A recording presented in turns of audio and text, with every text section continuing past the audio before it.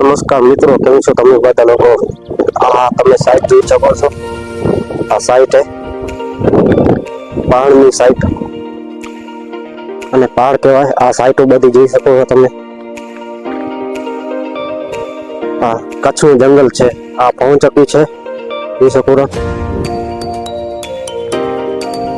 પવનચક્કી કચ્છનો નજારો ત્યાં કને સામે વિગોડી ગામ દેખાયું તમને.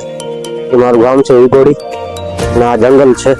એટલે આ વિગોડીનો સીમાડો છે. વિગોડી ગામનો સીમાડો. તો આપણે આ પહાડ ઉપર ચડીશું. પડીએ નહીં એટલો સારો. આ જોઈ શકો છો નજારો કેવો ખૂબ સુરત નજારો છે.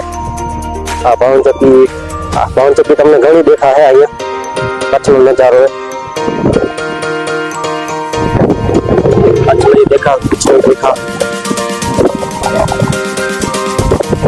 ધીરે ધીરે આ સાઈટ ઉપર આપણે ચાલીશું. ખતરનાક સાઈટ હે ભાઈ, ડગ થાય. જોઈ શકો આ સાઈટો જે તમે કચ્છ નહીં દેખા કે તરાઈએ કુદરતનું પાણી. હમણાં 2 દિવસ વરસાદ થઈ હતી, એનું આ તરાઈ ભરેલી છે. આ પાણી આપણે પી પણ શકીએ. તાલું પાણી છે મીઠો કુદરતી. જે આપણે આ પાણી ભાવે એવું આપણે ગામનું પાણી પણ ન ભાવે. જોઈ શકો છો આ નજારો, ખૂબસૂરતી નજારો છે. વાડી વિસ્તાર છે જે તમે સામે જોઈ રહ્યા છો. આચો અહીંયા વાડીઓ છે જ્યાં તમે સામે જોઈ રહ્યા છો. બકરી ચરે. ચાલો આપણે થોડું ઝૂમ કરીએ, તમને દેખાય.